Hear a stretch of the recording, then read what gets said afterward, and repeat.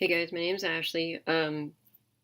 We learned about school nurses and their importance, as well as the health and mental health of young children, especially in, say, elementary school age.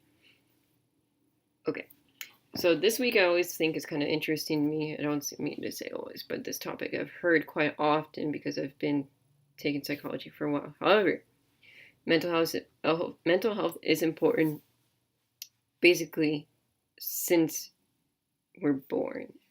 I say this because if you're not mentally healthy, then physically you can deteriorate as well. I have also think it's very interesting that there's only, say, one nurse sometimes for a whole school district. It's very important to be able to have nurses or teachers be trained to see the potential problems that a child may have that would mean abuse at home, or not necessarily abuse, but inability to take care of a child, such as lack of nutrition.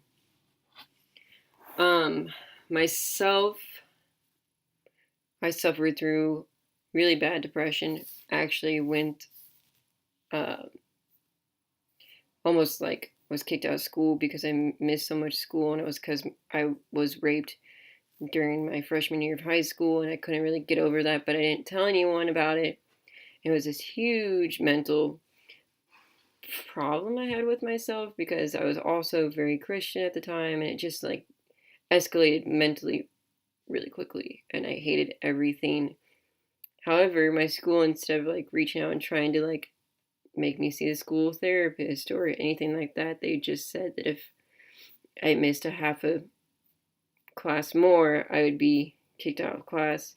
So then my mother started forcing me, and I had to actually just get over the abuse that way because I was continuously seeing the abuser every day at school, which I was trying to avoid. Whole thing, right?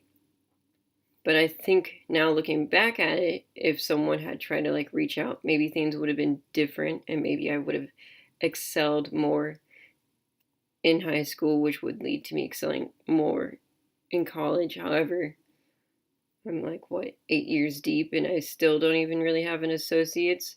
So it's like small things like that that make me really hope that in the future there is more nurses who are trained for seeing these cues, or at least teachers who will like try to help those who need help that don't really know how to ask for it, or are too scared to ask for it, or feel like they can't ask for it, because oftentimes people who are being abused fear asking for help because it may get back to the abuser, which would make the abuse worse, which is, it's just a vicious cycle.